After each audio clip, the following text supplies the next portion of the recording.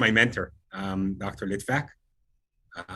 So Dr. Litvack is the director of the minimal invasive and skull-based neurosurgery. It's Swedish in Seattle, where he leads a multidisciplinary team of distinction recognized by the North American Skull-Based Society. Dr. Litvack, his training, he received his undergraduate degree in molecular biology and his medical degree from Brown University. He then completed his general surgery internship and neurosurgery residency and his master's degree in clinical research while he was a resident at OHSU in Portland, Oregon.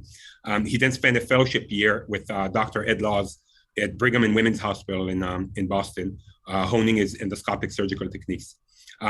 Dr. Litvack is recognized as an expert in minimally invasive and endoscopic surgery of the anterior skull base and ventricular system. He's published extensively on surgical and radiosurgical management techniques and has been invited regularly as a visiting professor and guest speaker internationally. Perhaps Dr. Litvack's most important contribution to neurosurgery is the numerous number of residents and fellows he's trained and gone on to have successful careers all over the world. I hope I'm one of them. He is honored as a clinical professor of medical education at the Elson Floyd College of Medicine of the Washington State University. Personally, I just want to say that if I had to describe Dr. Litvack in the shortest phrase, it would be a skull-based mensch. And mensch is a Yiddish word that means I found a translation. It means someone with rectitude, dignity, a sense of what is right, responsible, and decorous. Dr. Litvack, that I know well, preaches and practices the highest professionalism, kindness, politeness to every person around him, his colleagues, his trainees, which I was one of them, and above all, his patients. As a surgeon, Dr. Litvack is delicate, very meticulous, and highly efficient in his surgical technique. I try to emulate that. And among other things, Dr. Litvack builds and plays guitars. He helped me begin my journey with myself and my kids. He helped me find a guitar that I could afford and offered to help me fix it up. And one last tiny detail, he makes the most wonderful smoked salmon, and among other things, as I've said. So again, I'm extremely delighted, and thanks for the invitation to present Dr. Litvack today. Thank you, Alon. Good morning and Happy New Year to everybody. Dr. McDougall's on the line. I want a title change, skull-based mensch. I want it in writing. All right, so yeah. All right, so hopefully everybody can see my PowerPoint. Maybe give me a thumbs up if you can. Awesome. So we're going to be talking today about craniopharyngioma. There's a lot here to talk about, and I will admit up front that there are some things that I'm intentionally leaving out of this talk. We are not going to spend a lot of time talking about skull-base reconstructions and really focusing on the disease management.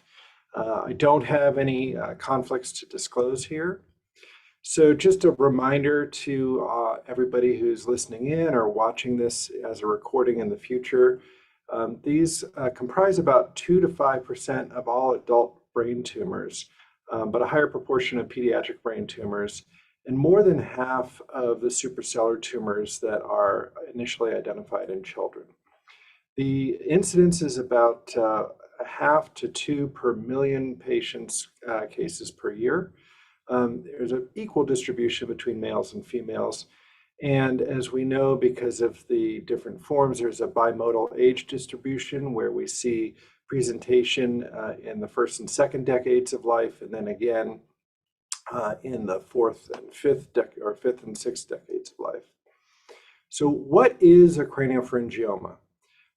This is a benign WHO grade 1 tumor that's centered around the pituitary. And I say around the pituitary because, as we're going to discuss, there are different locations that it can arise and grow in. It is derived from the craniopharyngeal duct, which is an embryonic structure that arises during development, wherein the roof of the palate involutes and then separates to become the anterior pituitary. And there are two histologic subtypes. So there's the adamantinomatous, I did practice saying that more than a few times, which occurs in both the pediatric and adult populations. And then the papillary subtype, which is seen in the older adult-only population. So this doesn't occur in children. So as I mentioned, this is derived from craniopharyngeal duct. And so what happens is at the roof of the palate, you have an infundibular process that descends and through some signaling molecules triggers Rathke's pouch to arise in the stomaderm of the roof of the palate. As pointed up above, this breaks off and then wraps around the infundibulum to form the adenohypophysis.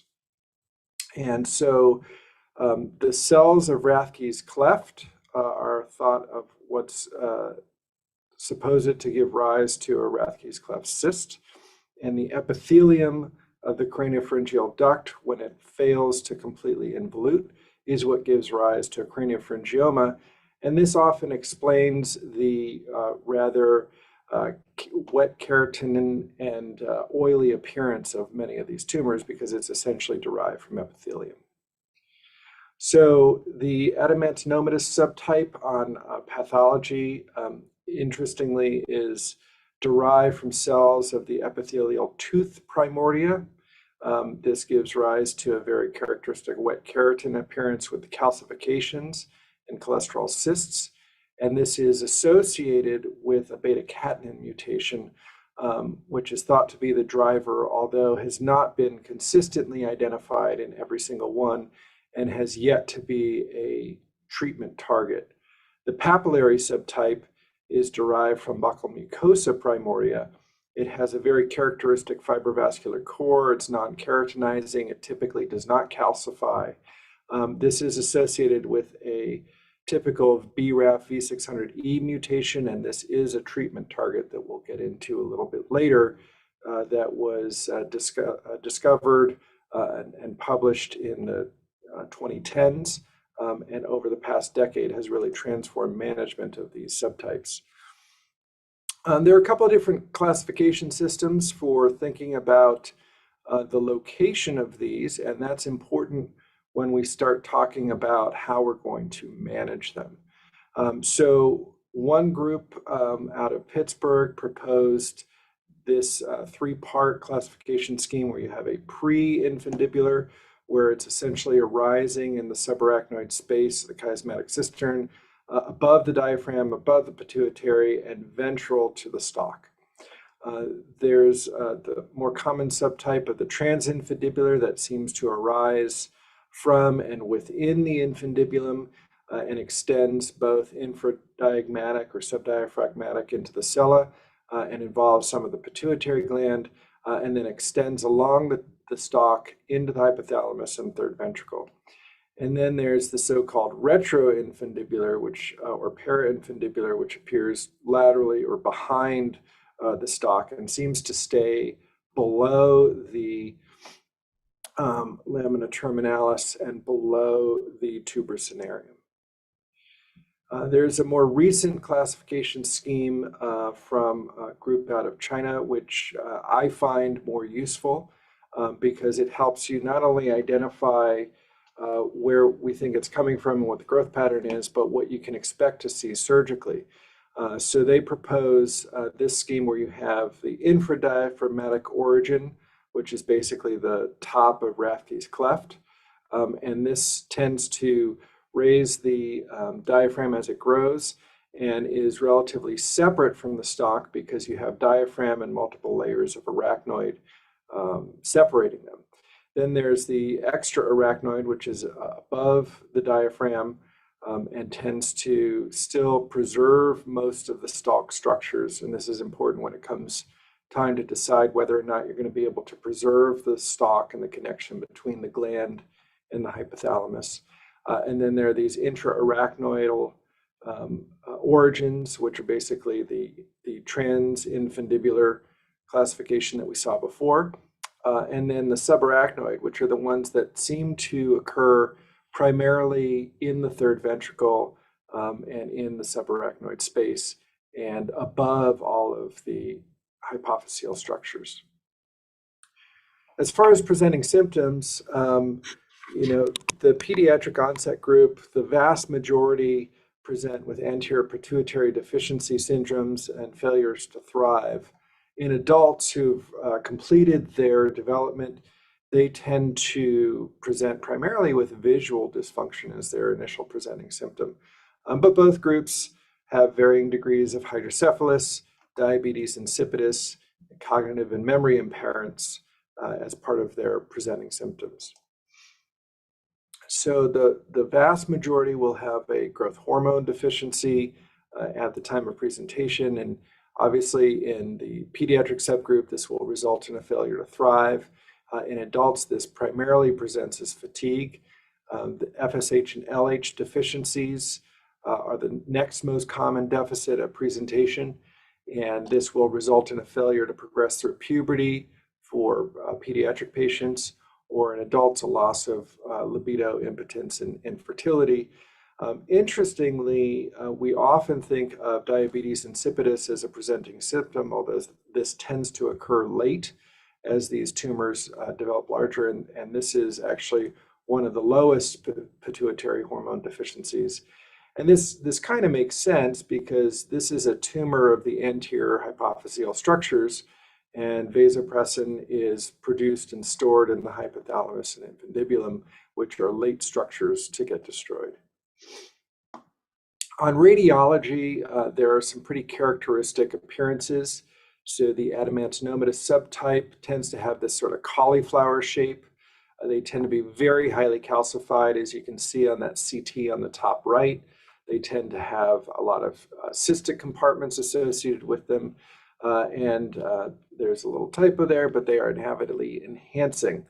The papillary subtype, which is seen in adults, tends to be primarily solid, as seen as in that sagittal MR on the lower left. They're almost never or very rarely calcified. They're typically not cystic, and they also avidly enhance in the solid component. This is an example of how quickly these can develop. This is a patient that I saw that by chance, because of a TIA-like episode, happened to have a MR almost exactly 1 year prior to their presentation with visual symptoms. So the MRs here in the middle, above and below the sagittal and axial, are December of 2019. And then the MRs on the right here are December of 2020. And you can see on the sagittal almost nothing there. And then now we have a large mass with some mass effect on the optic apparatus. On the axial, you can see a slightly thickened infundibulum right where you would expect to see it, and that becomes the center of this mass later on. This patient went on to have an endonasal procedure, and we'll go into those in a little more detail shortly, with a complete resection as shown. So adult patients, very favorable outcomes with contemporary management, up to 85% survival at 20 years. The pediatric subgroup has a less favorable 20-year survival rate, and this is thought primarily due to the fact that there's impaired development and impaired progression through puberty, along with the associated problems that come with these surgeries. Many of these patients will develop hydrocephalus in the course of their treatment, and that can contribute to a decrease in their overall survival. So what is the role of surgery? This is a Kaplan-Meier survival curve from the San Francisco group, looking at complete resection, that's CR, and incomplete resection, that's the IR group. you can see that the progression-free survival is pretty equivalent out to about 20 years, and then there's clearly some loss to follow-up and some censoring of the data that occurs. So this is important because this is not just surgery, this is temporary adjuvant therapy associated with these.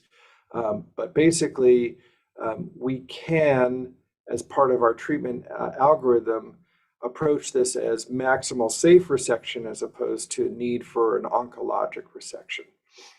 Cysts can be managed either with repeated drainage via Ommaya reservoir or treatment with intracystal therapy, which we'll talk about. And then, as I mentioned, many of these patients develop hydrocephalus and may require shunt placement. So really 3 different types of surgical pieces of the puzzle: the primary resection, ongoing management of cysts, and the management of the complication of hydrocephalus should that develop later on.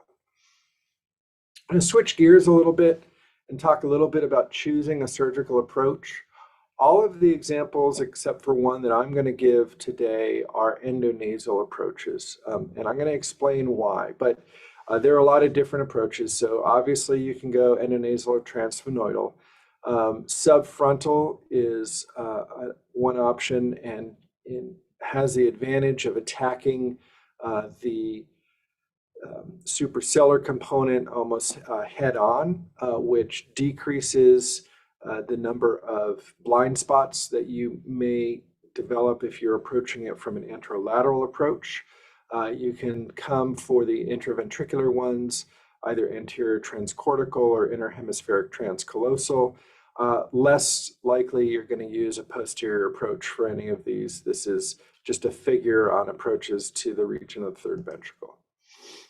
So for tumors that are primarily in the sellar compartment, an endoscopic endonasal approach is your first choice. For the suprasellar, you basically have dealer's choice of what you're most comfortable with. Same for the tumors that are located in the interpedicular fossa. When you have the more retrochiasmatic, retroinfundibular, parainfundibular ones, then you start talking about your anterolateral approaches, terionals, OZs, and pretemporal approaches. And then the intraventricular, if it's a purely intraventricular, you're probably looking at a primarily cranial approach of some sort. If you have significant extension into the third ventricle with displacement of the floor of the third ventricle inferiorly, you can approach these endoscopically through the nose or by a transcranial approach. And so the typical terional or OZ type approach is shown here, and I think this is a good indication of what the disadvantages are, which is typically that you've got your optic nerve stretched over the surface of the tumor and between you and the tumor. You've got your ICA bifurcation sitting right there, and you've got your third nerve. So basically, you've got 3 corridors. You've got one working between the optic nerves in that central compartment. You've got your cortico-optic cistern approach, and then you've got your cortico-oculomotor interval to work in. But you're constantly working around critical structures, and there are a number of blind spots with this approach. Versus an endoscopic endonasal approach where, similar to the subfrontal, you're approaching everything head on, but you have the decreased morbidity of not requiring bifrontal crani and dividing the falx and coming in anterior. So this is your typical view of a suprasellar endoscopic approach where you're looking dead on at the chiasm. You can see the perforators coming off the hypophyseal trunks going to the chiasm. You can identify the stalk, which is very difficult to visualize from a transcranial approach. And then you can see your ACOM complex and recurrent arteries of Hubner from a dead-on view. So when you're planning these exposures for an endoscopic endonasal approach, this should look familiar. This is another one of those papillary subtypes in an adult patient. You've got your pituitary gland in its normal position as shown here.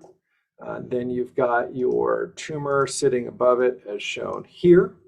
And so what we're going to do is we are going to identify sort of the top of the tumor, because the blind spot when you're coming from below is the front of the tumor. So you want to make sure you've got enough exposure to come over the top and work the tumor from anterior to posterior. And so you know that you're going to at least open the planus sphenoidale out to this point, probably even a little bit more anterior to that, just to give yourself a little extra room to maneuver. So one of the tenets of endoscopic surgery, especially when you're working with angled endoscopes, is oftentimes you can see things that you can't quite reach.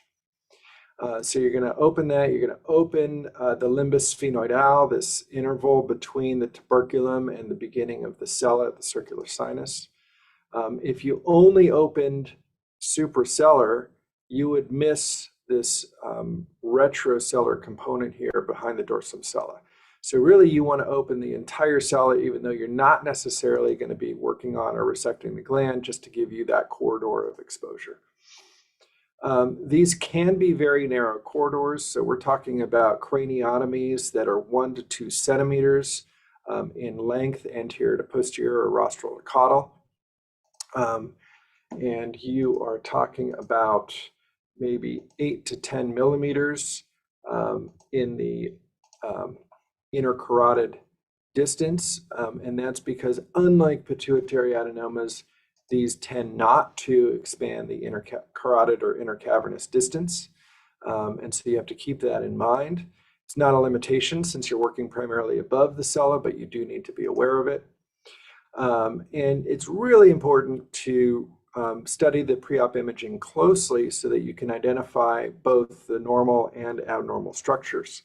So as stated previously, we want to identify the intercarotid distance. We want to look at and identify any remnant of the infundibulum if we're going to make any attempt to preserve it. So this is a case where I'd say, okay, it's slightly displaced on the left side. If I try to preserve it, I'm going to try to preserve its attachment to the left hypothalamus, but not the right hypothalamus. I can identify where the chiasm and optic nerves are stretched over the top of the cystic component of it. There's a small solid component, and then this very thin line just under the blue arrow there is the diaphragm. So you can see that there's a portion of cyst that's subdiaphragmatic. So I know I'm going to have to attack this, including the pituitary gland in the resection. I get CT angiograms on all these patients for 2 reasons. One, I use it to register the navigation, so I have a closer surface match. But more importantly, I like to know where all my critical arteries are, such as my A1s and A2s, relative to where the tumor is, so I know where I'm going to identify them. You can see the calcification at the dorsum sella right there. All right, so why do endoscopic versus transcranial? Well, there are some advantages and there are some disadvantages. Gross total resection is not quite as high as a transcranial approach, but as we stated, we don't necessarily need a gross total resection. More importantly, the incidence of panhypopituitarism is lower, but it's not significantly lower, which is why it's in blue. And oftentimes this is because we have to either resect the stalk or include the gland in the anterior hypophysis in the resection. Permanent DI is significantly lower than with a transcranial approach. The CSF leak rate is higher. This is intrinsic to the endonasal approach, although this has improved over the years with better closure techniques. Vision is improved or preserved at a much higher rate with the endoscopic endonasal approaches compared to the transcranial approaches. And I think there are 2 reasons for this. One is we're better able to visualize those perforating arteries that are feeding the chiasm. And the second is that we're doing less direct manipulation of the optic nerves and chiasm throughout the procedure. So here's an example of a papillary subtype in a 50-year-old female who presented with progressive vision loss. What this looks like, we've started and completed the nasal portion of the approach.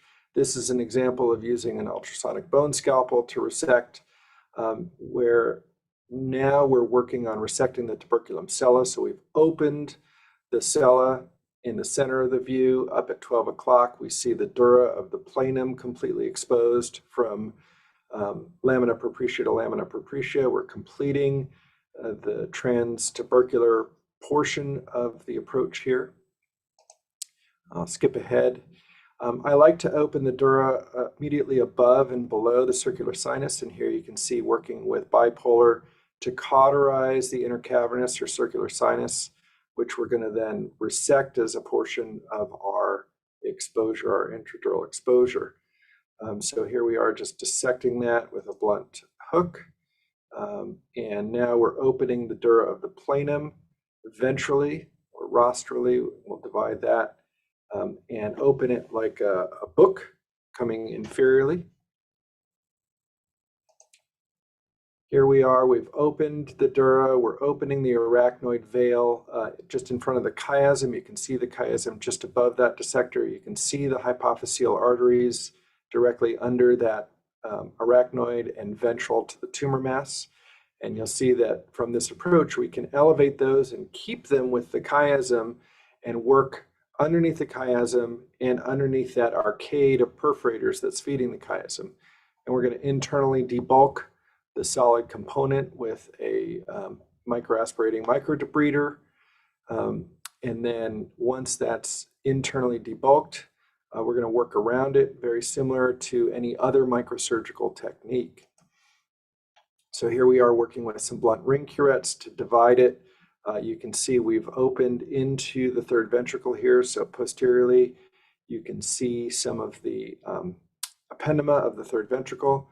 That's been mobilized.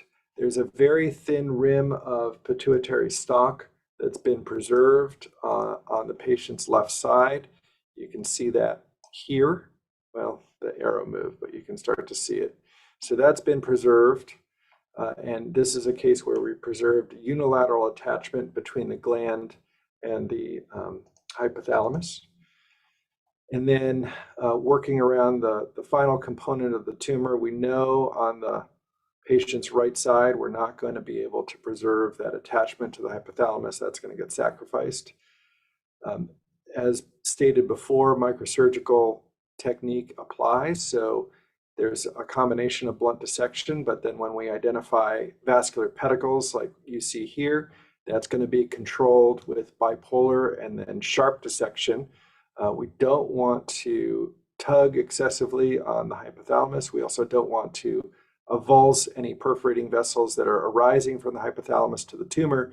As those retract into the hypothalamus, you're going to get a perforator infarct in that area.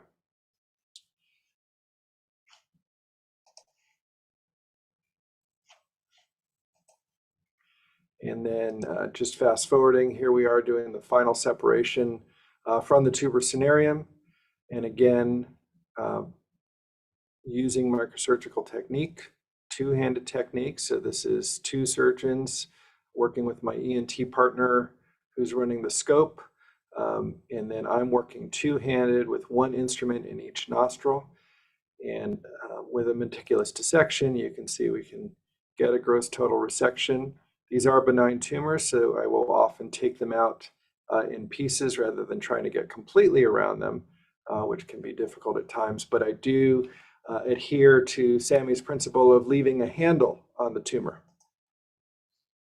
So here's the post-op films on that at 1 year post-surgery. Here's another example of a 59-year-old male with 1 week of altered mental status. You can see he's presenting with a very large cystic tumor and associated hydrocephalus. This is a patient who received a ventricular drain preoperatively on presentation. Oftentimes with the smaller tumors, they'll get a lumbar drain, which I'll talk a little bit about the perioperative management for the reconstruction.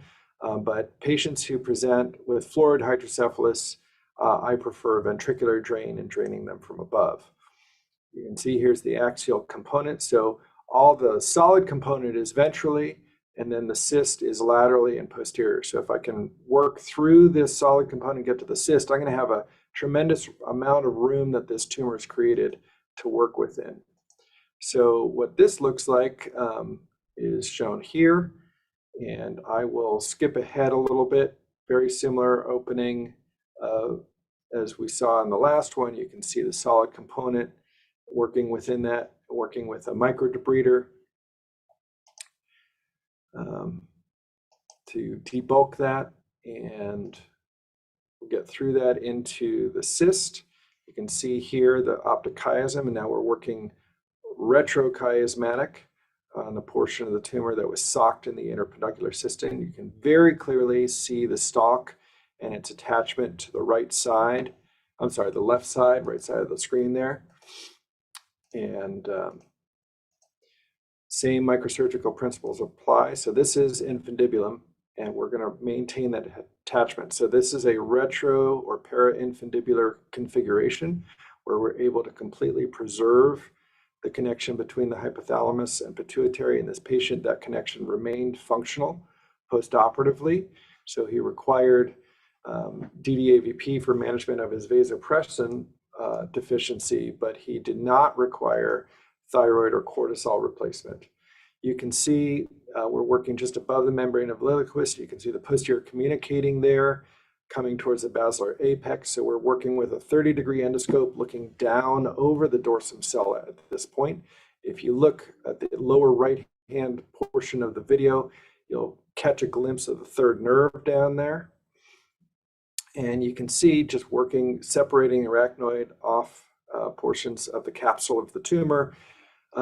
In my experience, I've found that tumors that do grow into that interpeduncular cistern tend not to have very firm attachments. The attachments are always up at the hypothalamus, and the thickened arachnoid of the membrane of Lilliquist, and that bilayer of arachnoid tends to preserve it. This is an example where it did not invade the third ventricle, and so the final component of the dissection here is separating the top of the capsule of the tumor from the floor of the third ventricle at the tuberosnarium. So that tissue that's above the dissector there is the floor of the third ventricle.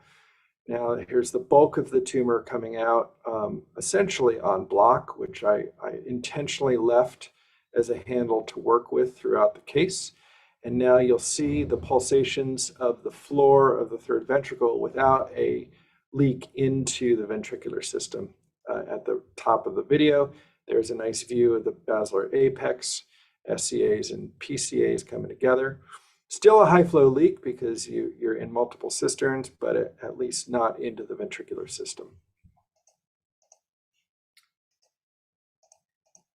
And this is his post-op scan at 1 year, shown on the lower side. And as I mentioned, he did require ongoing vasopressin replacement and I think some thyroid replacement, but did not require cortisol replacement. So as I mentioned earlier, not really talking a lot about skull base reconstruction. We use a nasoseptal flap on all of these cases, and we could spend an entire hour talking about skull base reconstruction techniques in the endonasal approaches. Happy to come back and give that talk some other time. But for these patients with an expanded endonasal approach, they receive continuous lumbar drainage at 5 to 10 mils per hour for 3 to 5 days.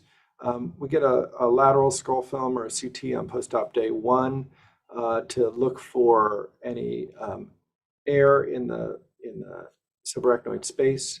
And then again, on day 3, usually right before, we're going to clamp and remove the drain, make sure they haven't been sucking air due to the drain. They do get a clamp trial prior to the removal, and then we will remove the drain. They receive antibiotic prophylaxis while the drain and PACS are in place, so this may persist for 5 to 7 days after the drain is removed while they have temporary packing in place. If there's a CSF leak with pneumocephalus on CT scan or X-ray, they go back to the OR for re-exploration.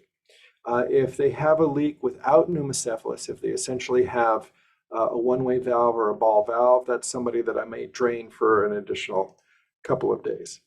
All right, so moving on from surgical management to adjuvant treatment, there are 3 options. Radiation has become more of a mainstay for these tumors. And we'll see a fair amount of data that shows that subtotal resection plus radiation therapy is equivalent to the outcomes for low gross total resection, but with far lower morbidity. Chemotherapy has a role with management of recurrent cysts, either bleomycin or interferon alpha treatment in the cyst. And then there's targeted gene therapy, as we mentioned earlier, for the papillary. They're working on beta-catenin targets for the adenomatous subtype, but there's no clinical data on that I'm aware of yet. So intracystic therapy, typically reserved for tumors with one large or dominant cyst. It's oftentimes used to delay the time to radiation or surgery in pediatric patients. Does require an operation for placement, and then a leak test typically done with some contrast injected into the reservoir to ensure that whatever chemotherapeutic agent you're going to inject into the cyst does not leak into the subarachnoid space. P32 is used as a single session treatment and has anywhere between 80 and 96% of cysts will regress with that treatment. Bleomycin is another treatment that was previously popular, probably less so now. It's a 3-week course. About half the cysts will regress with that. And then interferon alpha is another chemotherapeutic agent that can be used in these cysts to reduce their size. Radiation, basically we're using one modality or another to deliver some form of high energy wave or particle to create double-stranded DNA breaks and promote cell death.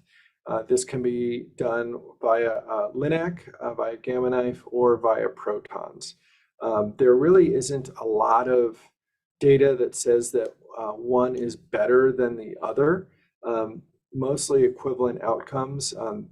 Protons seem attractive because they have a very sharp fall off. That's that Bragg peak that's shown in red, where they have a deeper penetration into tissues, but a very quick fall off. So they basically stop when they reach their target.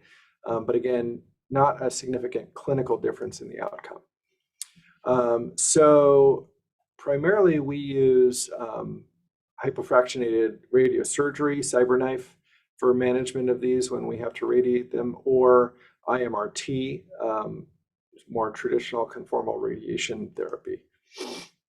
So oftentimes this will be 54 gray and 30 fractions, or when we're treating with CyberKnife, it can be 20 to 25 gray in 5 fractions. And oftentimes during treatment, these patients are getting very regular imaging to assess for cyst enlargement and or development of hydrocephalus.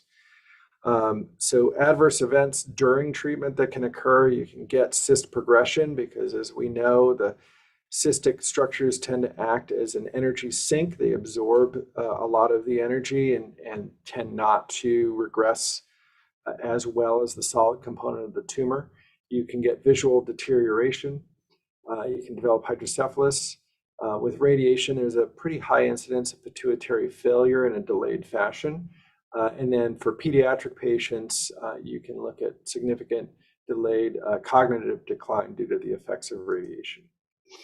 So as I mentioned, this has been looked at over many years with different degrees of follow-up, but basically across the board, subtotal resection plus radiation therapy is the same and or better than gross total resection alone or subtotal resection alone in terms of progression-free survival.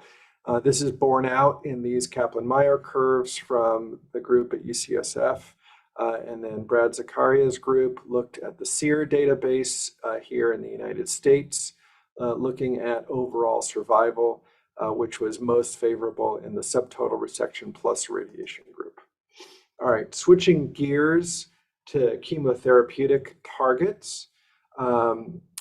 As I mentioned, the papillary subtype has a characteristic V600E BRAF mutation. So the RAF-RAS pathway is a very characteristic GTP-coupled signaling pathway for transcription factors, often coupled with MEK/MAP kinase promoters that are actually the effectors, the end effectors. So there are two targeted therapies for this that we have from other cancers. There's dabrafenib, which is a competitive enzyme inhibitor for RAS, and trametinib, which is a MEK inhibitor. And these are often used in combination to prevent these tumors from escaping therapy and developing resistance. So this is an example of a 39-year-old who presented with diabetes insipidus, loss of libido, and some cognitive decline due to associated hydrocephalus. He underwent initially a transventricular approach with a port-based surgery. So this came from above because this was primarily sitting entirely within the ventricular system. I also, based on the presentation, was highly suspicious that this was going to be a papillary subtype and was hopeful that it would have a BRAF mutation that we could target for treatment. So we did an initial debulking, which is actually shown here above. So there was a larger tumor. This is after his initial surgery, because you can see on the top right the artifact from his shunt valve. This was proven to have a BRAF mutation. He underwent radiation over the course of 6 weeks. As mentioned, he got a shunt and then went on that combination therapy for 12 months. And then the lower images are shown post chemotherapy. So you can see a dramatic decrease in the size of the intraventricular solid component, and there's no longer a cystic component. So that's completely resolved with complete resolution of the mass effect on the chiasm. So very dramatic results with chemotherapy. So in summary, contemporary treatment for craniopharyngioma, maximum safe resection does remain the first line treatment. I prefer predominantly an endonasal approach for these. There are a lot of surgeons that will get very good results with transcranial approaches, and I wouldn't say that one is more right than the other. I think it is dependent on the training and experience and comfort of the surgeon, but I do prefer to do it endoscopically. And there is some data to support better outcomes, especially with visual preservation and pituitary preservation. We also saw that cysts and hydrocephalus may require additional surgery. With radiation, really no proven difference between the modalities as long as you're delivering dose equivalents. And the best outcomes are in the group where you've got subtotal resection with radiation therapy, because you have the same progression-free survival with lower morbidity.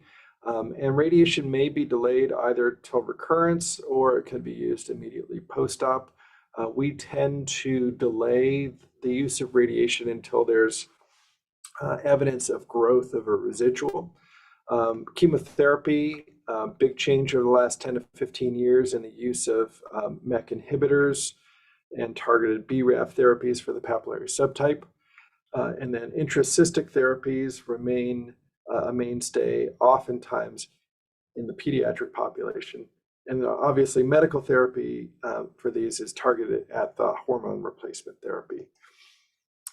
So this was published in Sam Yusuf's recent book on contemporary skull-based surgery. And if skull-based surgery is of interest to you, I encourage you to take a look at it. This algorithm came from Jim Evans' group out of Jefferson in Philadelphia. As I noted earlier, if they present with obstructive hydrocephalus, you're going to place a ventricular drain. And then you need to choose your surgical approach. If it's purely intraventricular, you're probably looking at a transcranial approach with a little bit of dealer's choice. All the others, you're probably looking at endonasal approaches, and then you're looking at post-operative treatment, where if you had a subtotal resection, you're probably looking at radiation. And if you have a primarily cystic recurrence, you're probably looking at purely intracystic treatment algorithms. This is not a patient population that could be safely cared for without a team that's dedicated to their management. I'm grateful to have a tremendous multidisciplinary team that includes ENT, radiation oncology, neuroendocrinology, neurooptho, and neuroradiology. So I appreciate everybody's attention this morning, and happy to take any questions either from speakers or in the chat.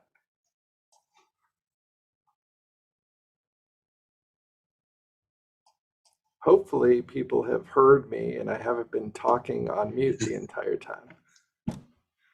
No, we've heard the whole thing, Zach. That was great. Thanks so much. I just wanted to ask a little bit about the chemotherapy at the intrapapullary adult papillary subtypes. On your algorithm there, is nobody sort of biopsying and trying chemotherapy up front? Is that a coming thing or not a thing? I think it's an up and coming thing. So the example I gave with the patient that I showed, it was an intentional subtotal resection, and it wasn't even really a subtotal resection. It was an excisional biopsy at best. It was very adherent to the bilateral hypothalami, very firm tumor, very difficult to get out. And I went in with the intention of, my first goal is to get tissue. My second goal is to get what I safely can. We haven't quite gotten to the point where people would say, you know, either whether it's open or needle, of just doing a biopsy and then treating with chemotherapy. I think we may see that over the next couple of years as we get more experience with it. Ideally, it would be lovely if we could find a serum tumor marker or CSF tumor marker that would indicate it without having to approach. There's a lot of the morbidity associated with these is just getting there. And so, you know, you get there, and then once you're there, you're like, should I just take one little nibble of tissue, or should I take what I safely can? Right. And what percentage of the papillary subtypes are sensitive to chemotherapy? That's a good question. I don't have that figure off the top of my head. It's not all of them, but it's a large majority of them. Okay. Really nice presentation. Thanks. Alan, anything there that he didn't, that he's changed his story on since you were here? I don't think so. I think we did a few, and they were great. They were fun. All right. Well, I know everybody's got a busy day to get to. We don't need to drag this all the way out into 8 o'clock. I appreciate everybody's attention this morning, and again, wish everybody a happy, peaceful, and fruitful new year. Thanks so much for getting this, Zach. Really appreciate it. Have a great day. Bye, everybody.